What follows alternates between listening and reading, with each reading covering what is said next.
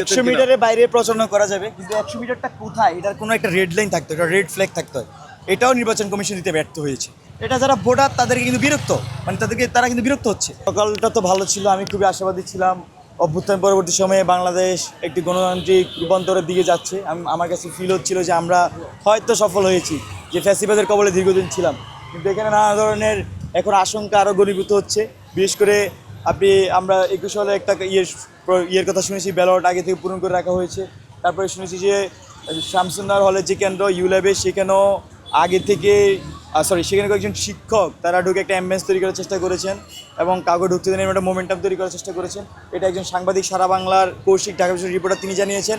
তারপরে শুনেছি যে রোকেয়া হলে নাকি আগে থেকে ব্যালট পূরণ করার এই মাত্র শুনে এসেছি।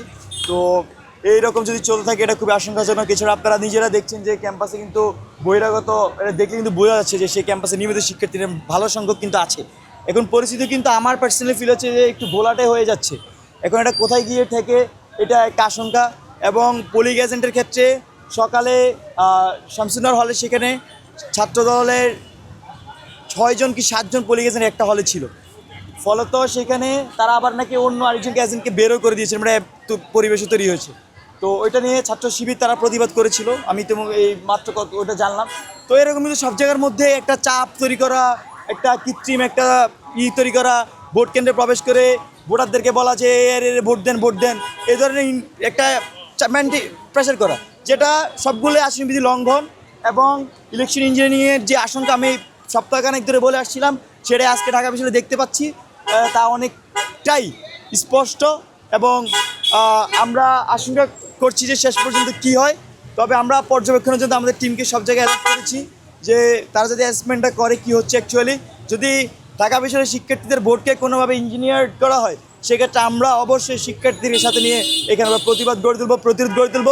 যারা এগুলোর সাথে জড়িত আছে তাদেরকে জানিয়ে দিতে চাই, ছাত্রলীগ আওয়ামী লীগ এর চেয়ে বড় স্ট্রাকচার ছিল, এর চেয়ে শক্তিশালী ছিল। তাদেরকে কিন্তু এই ক্যাম্পাসের শিক্ষার্থী তাদের বিরুদ্ধে অভ্যুত্থান করেছে। প্রথম অভ্যুত্থান কিন্তু এই ক্যাম্পাসে 15-16-17 জুলাই হয়েছে ছাত্রলীগের বিরুদ্ধে।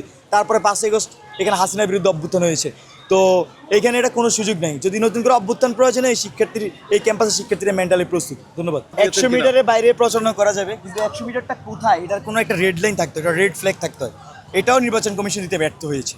তো এই যে একটা এখন দেখেন যে সবাই হজবরল যে যেখানে গিয়ে লিফলেট বিতরণ করছে, এটা যারা ভোটার তাদেরকে কিন্তু বিরক্ত, মানে তারা কিন্তু বিরক্ত হচ্ছে।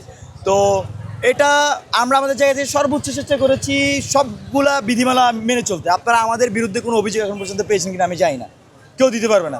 প্রত্যেকটি বিধিমালা আমি পড়েছি, আমি আমাদের আব্দুল কাদের ভিপি আমরা আমাদের সবাইকে নির্দেশনা দিয়ে দিয়েছি। তুমি আমার প্রয়োজনে পাস করার দরকার নেই, কিন্তু আচরণ বিধিমালা লঙ্ঘন করার দরকার নেই। আমি ক্লিন ইমেজ দিয়ে ক্যাম্পাসে চলতে চাই। তো সেটাই আমরা এখন পর্যন্ত করছি।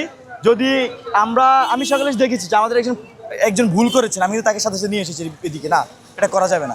সে বলছে ভাই অমুক তো করতেছে, আমি বলছি না ও করুক, তুমি করা যাবে না, আমি ম্যামের সাথে গিয়ে কথা বলি।